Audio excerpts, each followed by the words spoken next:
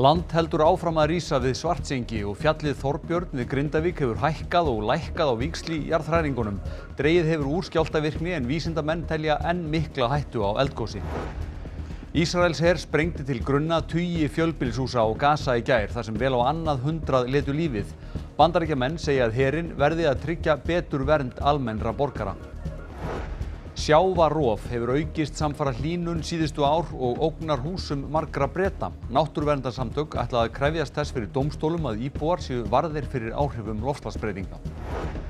Tuga milljarða seiðaeldi er hafið í Vestmannaeyjum sem er upphafið á umfangsmiklu laxeldi á landi. Eldisstöðin er sjálfbær með vatn sem kemur úr sjó.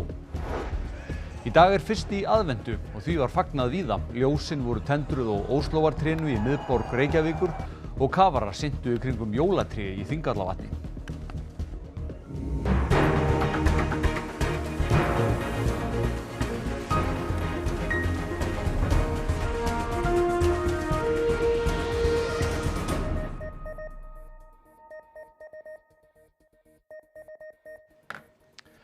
Gott kvöld. Hundruðir smáskjálfta hafa mælst í liðinni viku nálægt kvikuganginum undir Grindavík. Náttúruvár-sérfræðingur segir að það þýði ekki að það sjái fyrir endann á atburðum á Reykjanesskaga. Íbúar hafa notið frjálsari ferða til bæjarins í vikunni. Hættustig almannavarna gildir enn þótt skjálftar séu smáir og ekki búist við að öryggi aukist í bænum meðan jörð skelfur.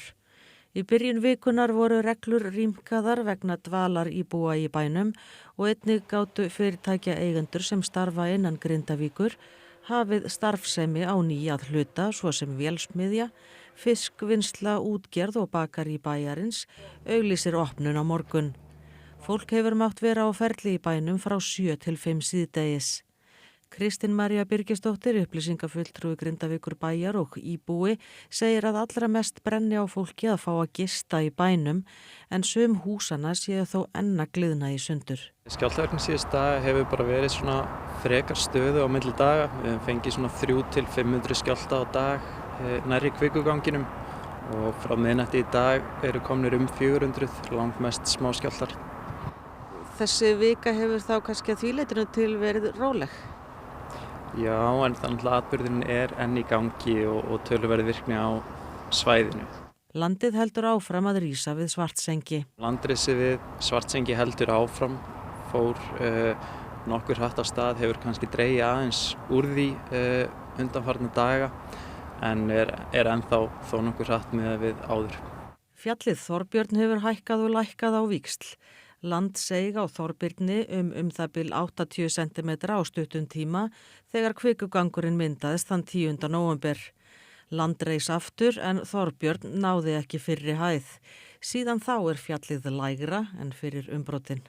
Uppfærðar fréttir berast á morgun en Veðurstofan ásamt almannavörnum fundar í fyrramálið og staðan verður metin á ný.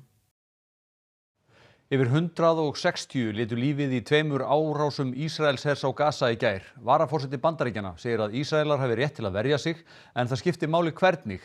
Þeir verði að gera meira til að vernda almenna borgara. Ísraelsher hefur eftir að vopnahléi lauk á föstudag lagt meiri áherslu á árásir sunnarlega á Gaza. Þeir hafa hvatt íbúa til að flýja en nú eru 75% þeirra á flótta. Sameinuðu þjóðirnar segja minnst 160 palestínumenn hafi látið lífið í árásum á fjölbýlishús í gær. nærri Jabalia, flóttamannabúðunum og í Gazaborg. بطالب كل الدنيا وقف اطلاق النار لانه اللي بصير فينا هذا حرام اشلاء تحت الدور تحت الانقاض هذا الشيء حرام شرعا واحنا بنطالب المجتمع الدولي وبنطالب كل العالم بوقف هذه الممارسات بحق الشعب الفلسطيني. Talsmenn hersins segja að varað hafi verið við árásunum en talið að tugir íbúa hafi verið þar inni þegar húsin voru jöfnuð við jörðu.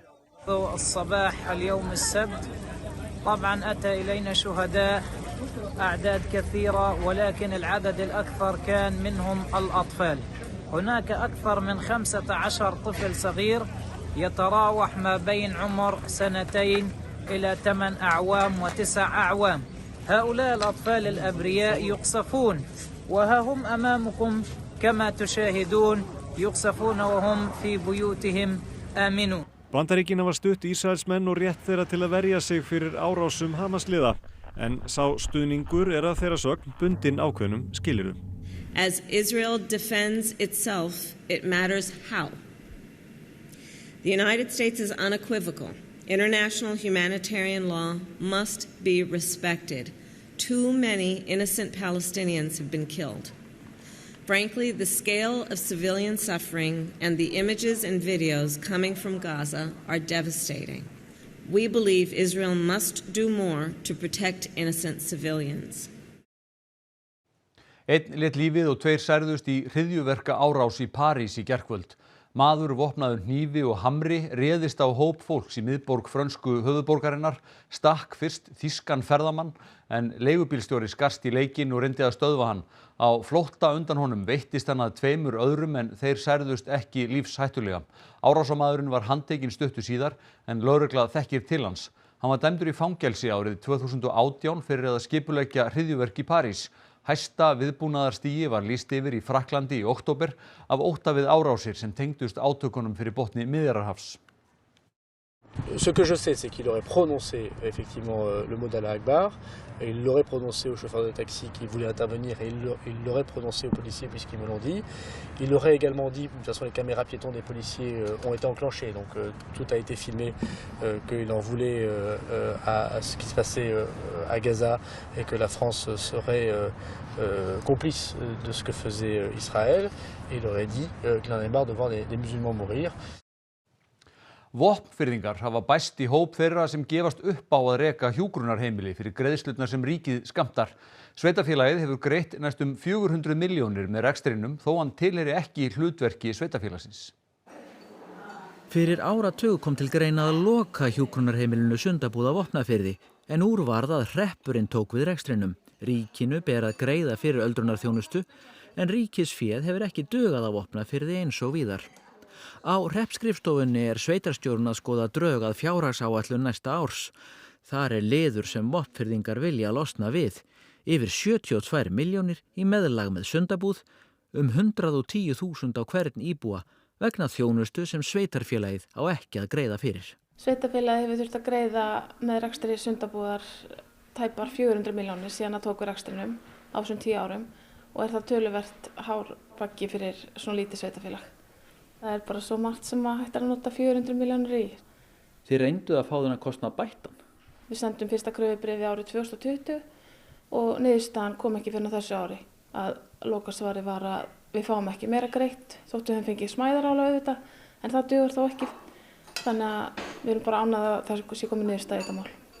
Ríkið bauð að Heilbrigðisstofnun Austurlands tæki við Sundabúð og hreppurinn hefur nú samþykkt að stofnunin taki við þeim kaleik að reka heimilið fyrir ríkisframlögin. HSA hefur nú þegar tekið við hjúkrunarheimilum í Fjarðabyggð og getur mögulega náð hagkvæmni með samrekstri og tryggt þannig óskerta þjónustu. Við höfum auðvitað enga tryggingu fyrir því en við höfum átt gott samtal við forsvarsaðila hjá HSA og einnig hjá heilbrigðisráðuneytinu og óskum þess að þjónustan muni alls ekki skerðast og muni haldast hér. Leiðtogar evrópskra þjóðernisflokka héldu sameiginlegan fund í Flórens á Ítalíu í dag. Þeim hefur flestum vaxið fiskur hrygg undanfarið og voru í dag að stilla saman strengi fyrir kosningar til Evrópuþingsins á næsta ári.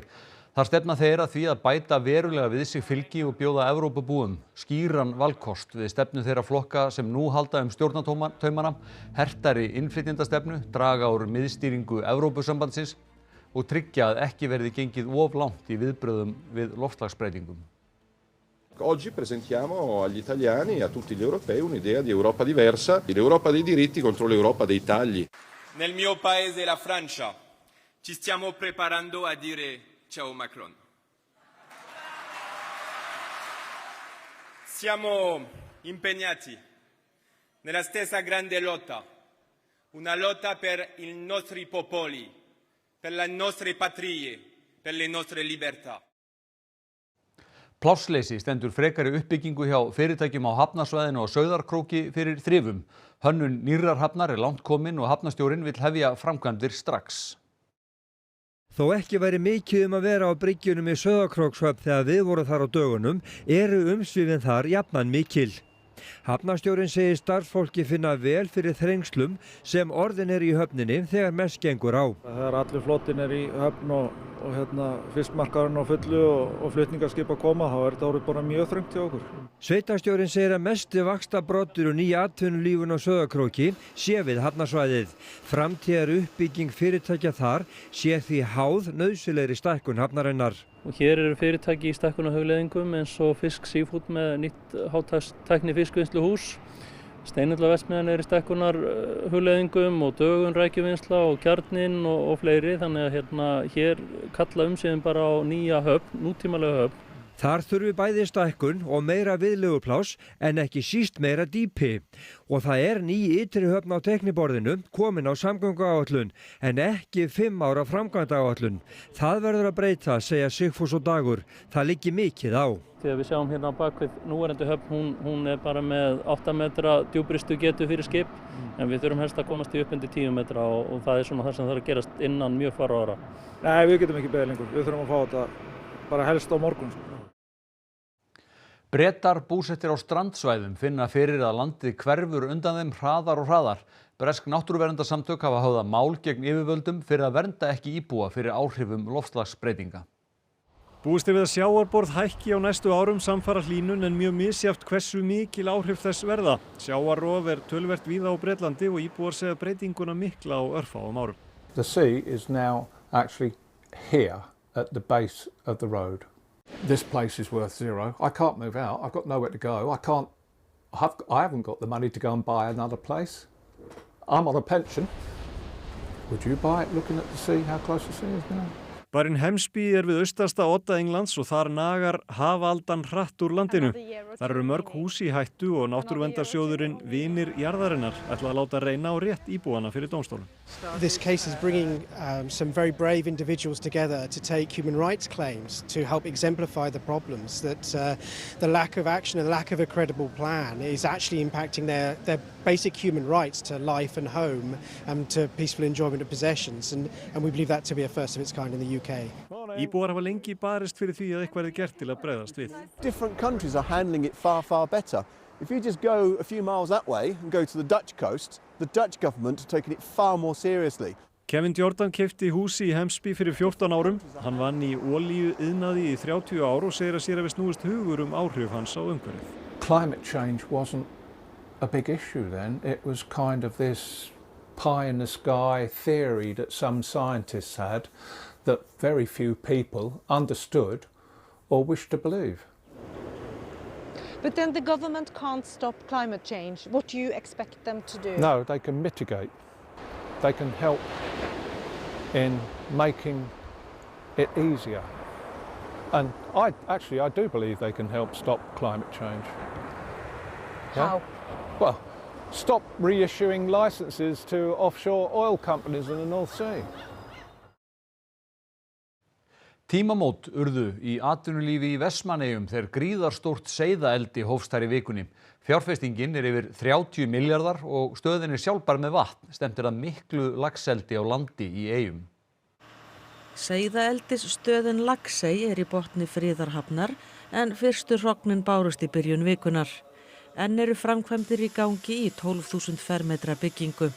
Seiðastöðin fjárfesting fyrir 3 til 4 milljarða króna. Þessi seiðastöð sem við erum að byggja, hún fær að framleiða 4.100.000 grama seiða á ári sem gæti staðið undir 20.000 tonum á ári af laxeldi. Önnur stöð mun svo rísa í Viðlagafjöru þar sem laxinn vex fram að slátrun sem gæti orðið fyrst 2025 og kostnaðurinn áætlaður 25 milljarðar við þann hluta eldisins. Þar ætlum við að byggja 5.000 rúmmetra tanka núna seinna árinu eða næsta ári og þar verður fiskurinn þá alinn upp í sláturstærð frá 100 grömmum. Stöðin hreinsar sjó og getur endurnýtt vatnið allt að 500 sinnum eða 99% í fyrstu vaxtarlotu seiðanna. Áfram verður sjór endurnýttur og jarðsjór kemur úr borholum nærri stöðinni á seinni stigum eldisins. Stöðin getur framleitt tvöfalt á við vatnsnotkunina og á að auki vatnsforðageymi. Veikleikar í vatnsflutningum til eyja voru teknir með í reikningin.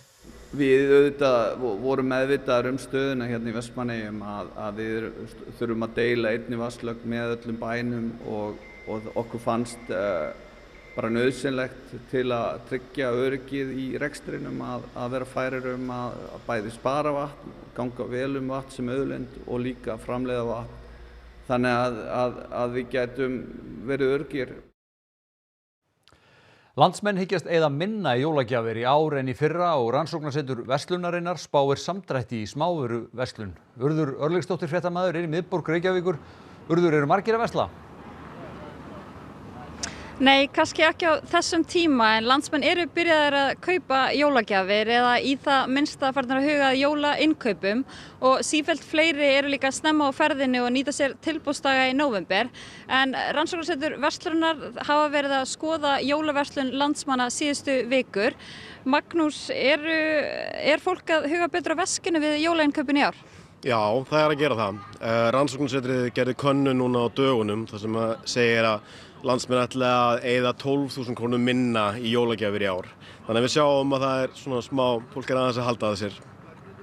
Og hvað hyggst það eyða miklu í jólagjafir í ár? Það hyggst eyða svona 99.000 krónum í jólagjafir.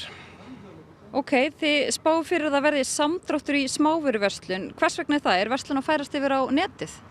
Já, við spáum smá samdrætti á fyrstu verðlagi en við sjáum svo sem að einkaneysla er að aukast en kortaveltutölurnar okkar sem við rýnum í á hverju mánuði þau sýna að fólk er aðeins að eyða minna og svona, það hófst svona eftir sumarið að það er aðeins að halda aftur á sér. Okay. En eitt af árlegum verkefnum ykkar, það er val á jólagjöf ársins. Hitt í fyrra, það var það joggingalli og í fyrra íslenskar bækur og spil. Hver er jólagjöfin í ár? Já, rannsóknarsetrið hefur valið jólagjafir frá 2006, jólagjafir ársins. Og jólagjafir ársins í ár eru samverustundir. Og það er rosalega bara í takt við tíðarandann að gefa góða samverustund, hvort sem það er upplifun eða gjafakort í bíó eða gjafakort á hótel eða eitthvað þess háttar. Þannig að hvernig samverustund sem þið ákveðið er alveg bara up to you en mér finnst það mjög góð og mjög lógísk jólagjöf í ár, samverustundir. Einmitt, takk fyrir það Magnús, þá vitum við það. Jólagjöf ársins er samverustund sem þarf ekki að kosta neitt en við kveðum hérna úr kuldanum í Austurstræti. Takk fyrir það, Urður Örlygsdóttir. Og talandi samverustund, landsmenn voru margir í jólaskapi í dag, fyrsta sunnudag aðventu og fjöldi jólalegra viðburða var haldinn af því tilefni. Á Austurvelli í miðborg Reykjavíkur voru ljósin tendruð á Óslóartrénu í 70. og annað sinn. Jólatréð er gjöf frá íbúum Óslóar og var fellt í Heiðmörk fyrir í vikunni. Þórdís Lóa Þórhallsdóttir, forseti borgarstjórnar, stýrði athöfninni og fékk dyggan aðstoðarmann Kristór Vilja Dansson til að kveikja á jólaljósunum. Hann var heldur þreyttur eftir daginn.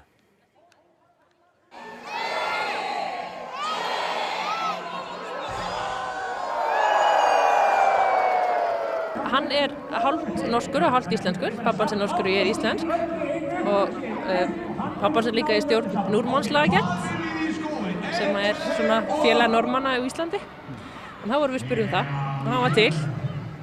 Og nú er hann bara 4 ára sá yngsti sem hefur tendrað jólaljósin að mér skilst. Og hvernig gekk þetta alls saman? Þetta gekk bara vonum framar. Hann fór og ítt á takkan og... Kafarar syntu í kringum jólatré í Þingvallavatni á árlegu jólaballi Sportkafarafélags Íslands. Hátíðin er orðin fastur liður í jólahaldi kafara að sögn formanns félagsins.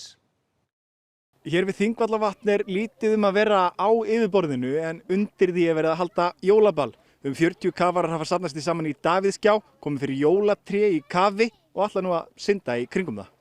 Þetta er árlega jólaball Sportkafarafélags Íslands sem er búið að vera hérna þetta 29. árið. Mikið fjör og mikið gaman. Engin jól á þess að við störtum hérna.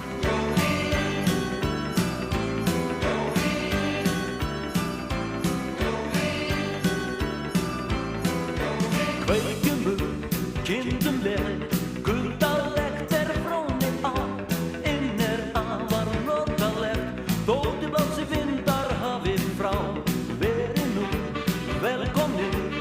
Eins og á hefðbundnu jólaballi var mikil jólastemming í Davíðsgjá. Þar mátti finna auk jólatrés, jólaskraut, jólatónlist og jafnvel jólasveina.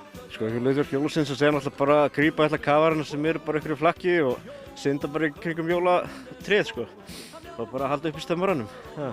Og er þetta alltaf jafn mikil stemming?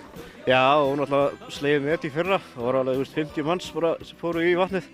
Núna er eitthvað smá færri en þetta er samt rosalega gaman. Is this a Christmas tradition for you? This is the first time, but I would say that it is the first occasion of a tradition. Does the Finnish Santa Claus also go diving? Finnish Santa Claus of course goes diving and sometimes even under the ice.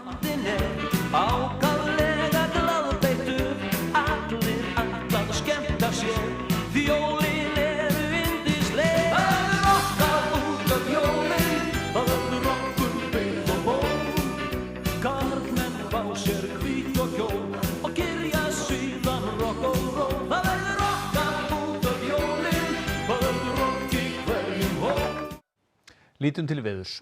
Suðaustan kaldi eða stinningskaldi og slitta eða snjókoma með köflum við suðvesturströndina en annars hægari og þurrt frost víða á bilinu 0 til 10 stig en og yfir frostmarki suðvestanlands þegar kemur fram á morgundaginn.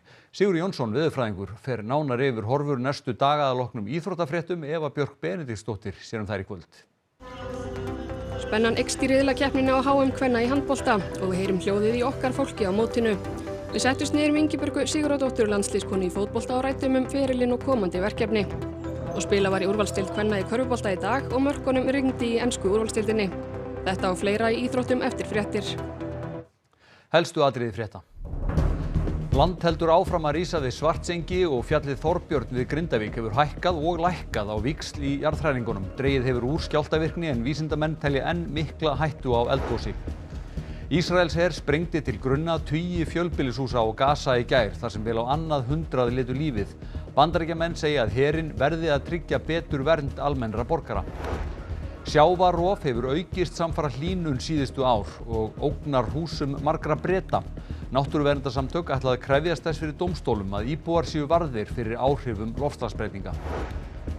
Tuga milljarða seiðaeldi er hafið í Vestmannaeyjum sem er upphafið á umfangsmiklu laxeldi á landi.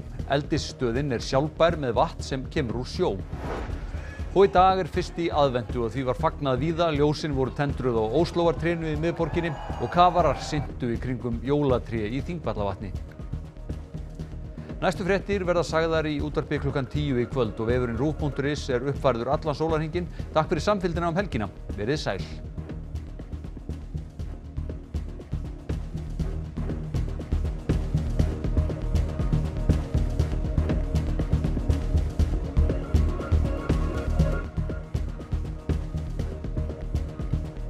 Á